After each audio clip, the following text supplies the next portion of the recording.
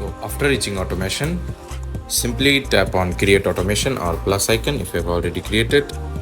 Now from here, scroll down and tap on app. Now make sure ease open is selected. Now tap on choose. Now from here you can choose any app. For example, I'm choosing Battlegrounds. Choose it. Tap on done. Now after choosing it, make sure run immediately is selected. Now tap on next. Now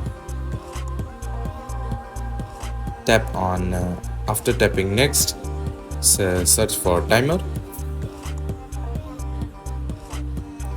Make sure start timer is selected and the duration is 1 second.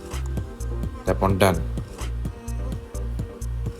After doing this all, make sure these all settings are selected and is opened is selected and simply tap on done. Now the second fix what you have to do, go to clock and make sure timer is not selected. For this, when timer ends, tap on timer end and make sure stop playing and tap on set.